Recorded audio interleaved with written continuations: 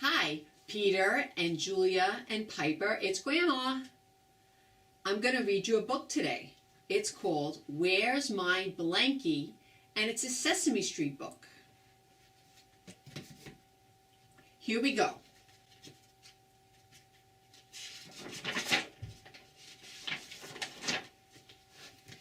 Malcolm Monster never went anywhere without his blanket. He took it to breakfast. He took it to the park. He took it to playgroup.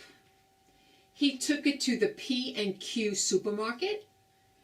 Malcolm always took his blanket to bed, but not to keep him warm, to snuggle.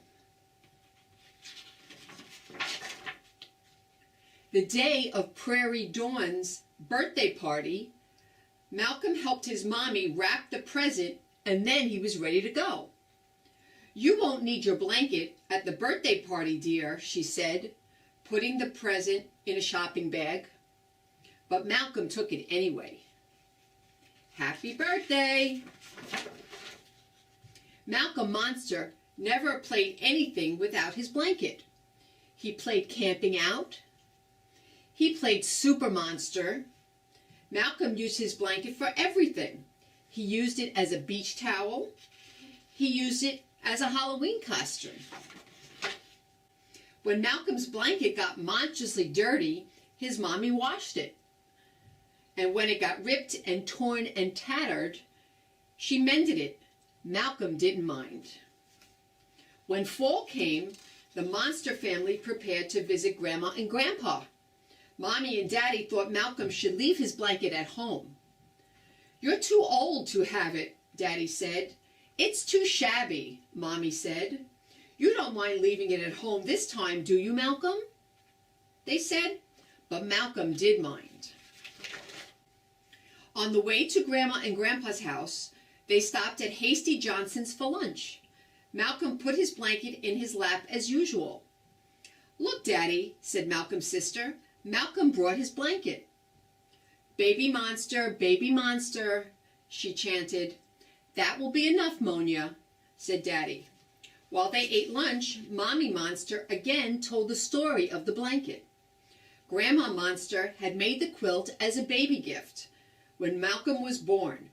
When he was a tiny monster, he had slept with it every night and played on it every day. You see, Malcolm has always had his blanket. She turned to him and smiled. "But Malcolm, you're getting to be a big monster.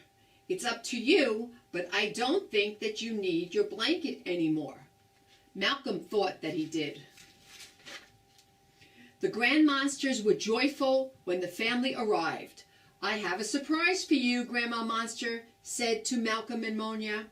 "I made new quilts, one for each of you out of the clothes you've outgrown." "Oh, thank you," they said, giving her a monster hug. That night, when Grandma peeked in at the sleeping youngster monsters, she saw that Malcolm was still sleeping with his blanket. On the last day of the visit, Grandma and Grandpa Monster and all the aunt and uncle and cousin monsters had a wonderful monster picnic. Malcolm played with his cousins right up until the minute he got in the car to go home. There were many monster hugs and kisses, and then the monster family drove away. "Goodbye," called the monster cousins. "Come back soon." Malcolm was so tired that he slept all the way home. Daddy carried him inside and tucked him into his own bed. The next morning, Malcolm had drunk his orange juice and was halfway through his Monsterberry Crunch when suddenly he stopped eating and put down his spoon. "Where's my blankie?" he said. "Isn't it in your room?" asked Mommy. "Go look under your bed." Malcolm did. "It's not in my room," he wailed. His stomach felt sick. "Didn't you pack it in your toy bag?" asked Monia. "Go look." Malcolm looked in the toy bag he had taken to Grandma's. "It isn't there." "Maybe we left it in the car. I'll go and see." But it wasn't there either. "My blankie is lost. Where's my blankie?" Malcolm began to cry. Don't worry, dear, said Mommy. We must have left it at Grandma's. So Mommy called Grandma Monster on the telephone and told her about the lost blanket. Grandma looked in the kitchen and outside under the apple tree. Then she looked under the sofa, and that's where she found Malcolm's blanket. I'll mail it to Malcolm right away, she promised. That morning, Betty Lou came over and played hopscotch with Malcolm. Malcolm was very brave. He waited patiently for the mail truck. But the only package delivered on the block was a box of paperback books for Hooper's store. That afternoon, Malcolm played on the tire swing with Ernie and Bert and the Sesame Street gang. After dinner, Malcolm listened to Mommy read a story. When she finished, he asked, "How am I going to go to sleep without my blankie?" "You slept pretty well last night," said Daddy. "I'll bet you can do it again." And he did. The next day, Bert and Malcolm set up an apple juice stand on Sesame Street.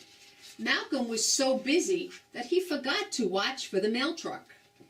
The next day, Cookie Monster and Malcolm made 4 dozen monster munchies.